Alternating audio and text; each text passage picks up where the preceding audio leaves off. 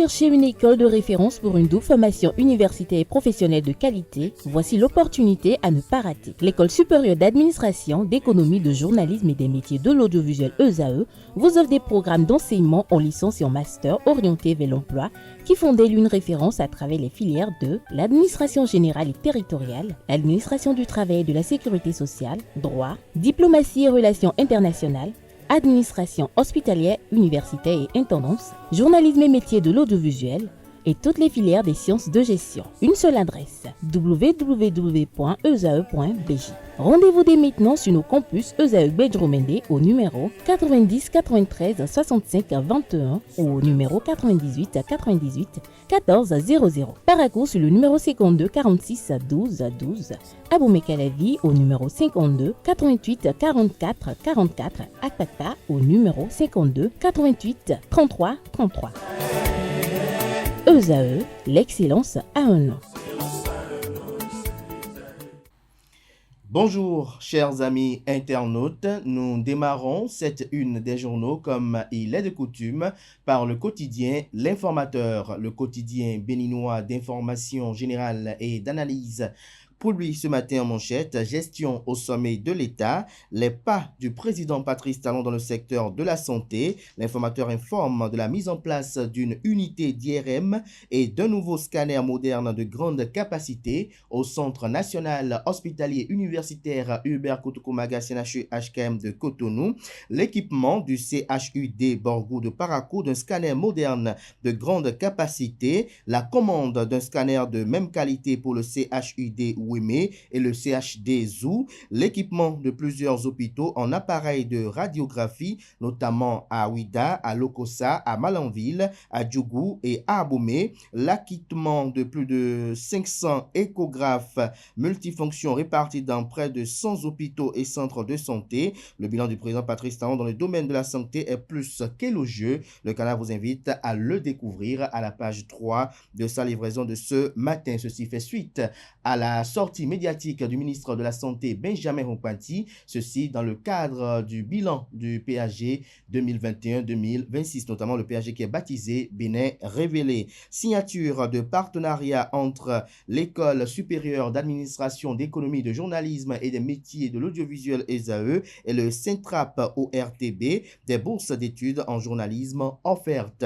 On peut lire également à la une de l'Informateur de ce matin: contestation du code électoral, des partis de l'opposition ne démordent pas. On lit également à la une de l'Informateur de ce matin, après le retrait de l'imam Boukari Idrissou, le CCR veut rencontrer l'Union islamique du Bénin. À l'oreille droite, le titre Journal École pour convier les fidèles lecteurs, comme il est de coutume, à découvrir dans les colonnes de la parution du jour les productions journalistiques des étudiants en formation sur les différents campus de l'ESAE, l'École supérieure d'administration, d'économie, de journalisme et des métiers de l'audiovisuel qui a ses campus dans les villes de Cotonou, d'Abomey-Calavi et de Parakou. La Nation, ce matin en manchette, parle d'exonération des droits de douane et taxes sur les kits de dialyse, un début de satisfaction des patients. Retrouvez l'article de la rédaction du quotidien du service public sur cette actualité qui résulte d'une décision prise mercredi dernier en Conseil des ministres. Élément de réponse en page 3. On peut lire également à la une de La Nation de ce matin, filière manioc, maïs et riz, l'installation de 6 complexes de transformation actés. On lit également à la une de La Nation de ce vendredi, pour la sécurité des usagers de la route au Bénin, BetClick offre 500 casques aux conducteurs de taxi moto. La Nation communique, traitement des informations liées à la sécurité, les journalistes invités à faire preuve de circonspection. Ceci fait suite au communiqué rendu public hier par le président de la Haute Autorité de l'Audiovisuel et de la Communication HAC, en la personne de Édouard Kokou Loko. Fraternité, ce matin manchette, s'intéresse à la prostitution au Bénin. Embarquement dans le 7e ciel des belles de nuit, les maisons closes, zone d'insécurité. Chandelle des points, je cite, grâce à cette activité, mon garçon a pu avoir son bac, fin de citation. Da Dokwe Kinimavo, je cite, les prostituées sont des proies faciles aux esprits maléfiques, fin de citation. Retrouvez le dossier que propose Fraternité ce matin sur la prostitution au Bénin. Élément de réponse aux pages 3, 4 et 5. Réalisation dans le secteur de la santé de 2016 à ce jour. Soins de qualité disponibles et renforcement des capacités des hôpitaux. Le matinal à présent, milieu carcéraux.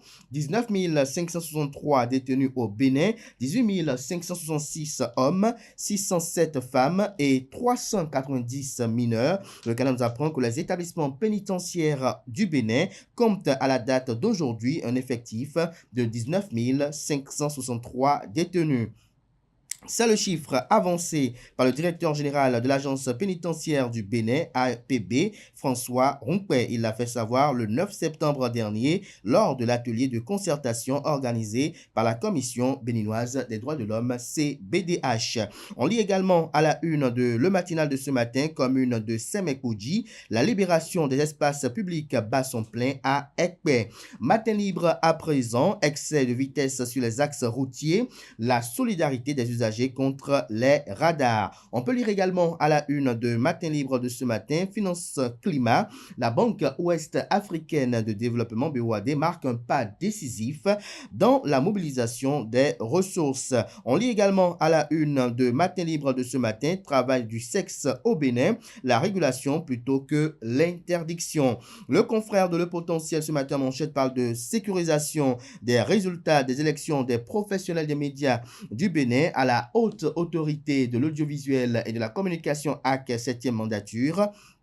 Zongo Ganri, la Sénat a payé 2 jours du transport. Ça crève l'œil de voir 70 000 francs CFA payés pour parcourir moins de 5 km pendant 48 heures. Romuald Wadaï, ministre de l'économie et des finances, doit dépêcher l'inspection générale des finances pour voir avec les yeux de lynx ce gouffre financier, estime le confrère. Proxénétisme dans le département du Zou. Fille serveuse, l'entreprise sexuelle des promoteurs de bars, 2000 francs CFA par client, le tarif appliqué sur ce commerce de sexe.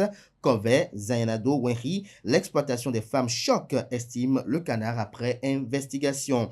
On peut lire également à la une de Le Potentiel de ce matin, soutien massif à l'éducation dans la commune de Diakotomé, Ernest Baudrenou en action vert avec, autant pour moi, 500 kits scolaires. Le premier quotidien économique du Bénin, l'économiste quant à lui, ce matin manchette parle de réchauffement climatique.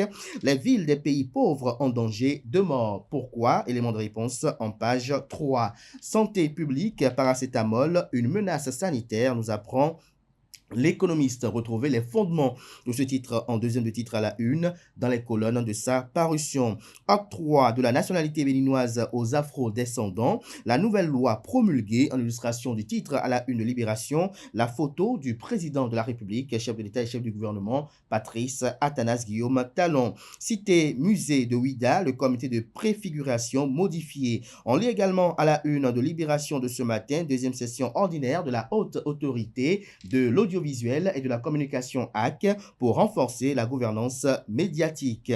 Le pays émergent, quant à lui, 27e édition mondiale du sport tambourin, les Pennes Mirabeau. Le Bénin se déplace en France avec 2 sélections nationales hommes et dames. L'objectif, selon le président de la FBJ-AT, Thomas Tossou, est d'acquérir plus d'expérience et de monter, autant pour moi, en zone A. Nous passons à présent au quotidien L'Investisseur qui titre ce matin manchette politique gouvernementale de lutte contre les incendies liés au carburant. L'installation des mini-stations d'essence rencontre des résistances à Cotonou.